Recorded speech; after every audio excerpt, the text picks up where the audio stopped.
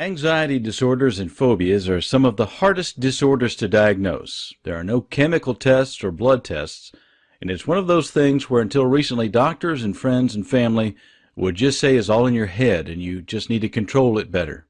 Often family members can even make fun of and be pretty cruel to the family member that is afflicted with this condition. I saw something very sad growing up in the 80s where my dad would suffer from anxiety. And back then you couldn't really just call someone up and tell them about your problem or even go to your doctor to get help. Now, my sister would often be the biggest skeptic of my dad. She thought he was often overreacting and letting his anxiety control him. That was until we were going to fly down to Florida for vacation one year, and my sister had always said she had a phobia when it came to flying, but we never believed her. But on the way to the airport, she just could not sit still, and it was getting worse and worse. And by the time we got there, we all knew there was no way we were getting her on that plane.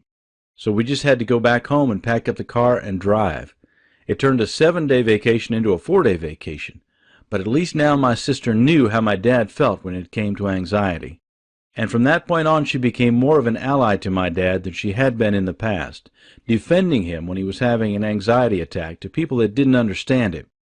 She also has since gone to counseling to help deal with her anxiety, and the good news is she has even flown since.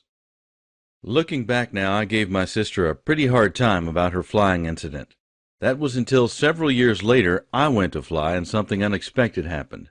I don't know if something changed in my brain or if I had just heard in the news a story of a plane that had just crashed, but I was experiencing the exact same thing as my sister when I was getting ready to board that plane. I had never experienced a panic attack before, but now I knew what it felt like. Now, some of you who have had an issue of trouble with flying, you remember the first time it happened, and you know how helpless you feel. You think you're coming unglued, and your skin is crawling, and you feel like you can't breathe, and your heart is racing, and you feel like the walls are caving in, and you have tunnel vision, and your head is ringing, and that you could pass out at any moment. That's what a panic attack feels like, and that's what I was having that day. I actually boarded the plane, but as soon as I got on and felt like I was totally confined in there, I had to get off. Everybody there thought I was crazy, but I didn't care. And now I understood what my sister felt like, and knew I would never make fun of her again, and felt really bad.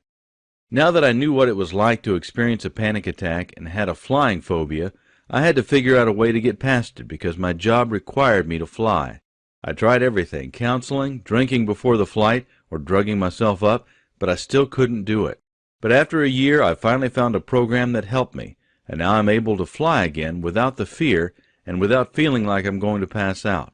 Where you are right now, you may be someone who suffers from panic attacks from your phobia of flying, and you think there's no way you'll ever be able to fly again, and none of your friends or family can understand. Well, you are listening to the voice of someone right now who does understand, someone that knows what you are going through. Please, there's a link on this page somewhere. Click to find out about a program that can help you. If you're watching this video and it's on YouTube or someplace else, click the link in the information section and find out more information and get started.